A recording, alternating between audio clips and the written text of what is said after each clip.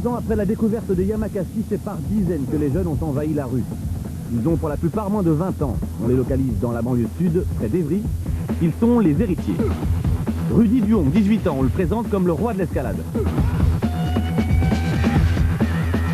Karim Bous, 18 ans, l'homme araignée.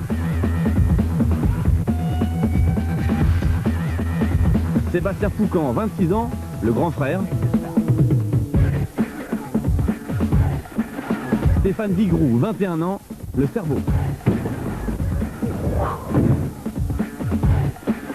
Enfin Ken, l'acrobate voltigeur.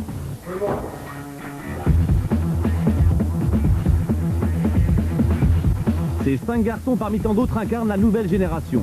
Ils s'appellent les traceurs, les Spider-Man ou les hommes-chats. Tous sont les enfants du parcours. Le parcours, c'est l'art du déplacement, la science du franchissement.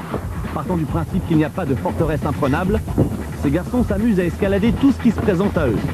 Rapidité, efficacité, maîtrise du mouvement, ils sont les nouveaux soldats de la jungle urbaine.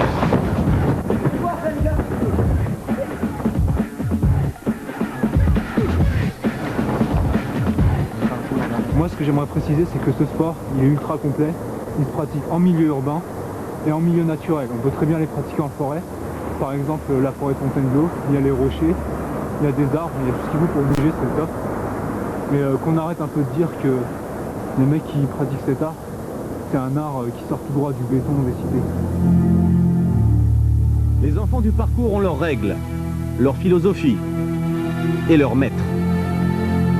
Ils doivent tout à David Bell.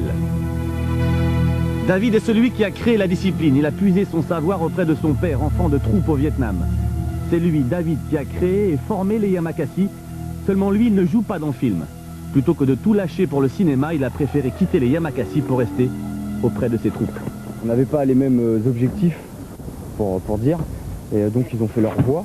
Moi j'ai fait ma voix, c'était de transmettre, donc de montrer, voilà, c'est jeune quoi, parce que si j'étais resté avec eux, ça aurait été bien aussi pour moi, personnellement, mais il n'y aurait pas eu tout ça, donc je regrette pas. Le parcours apprend à se dominer et à s'endurcir, car le danger est partout. Et, voilà, il pleut, et voilà ce qui arrive quand il pleut et qu'on s'entraîne, il y a des bobos, il y a aussi des ponts. Et ici, l'obstacle n'est pas toujours de béton. On les tolère en bas.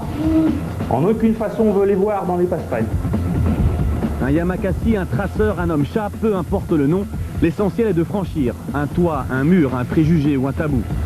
Franchir pour s'affranchir de toute appréhension. Leçon finale avec le maître, David Bell. Sans trucage, sans protection, voici comment en moins de 20 secondes, il est capable de se sortir de n'importe quelle situation.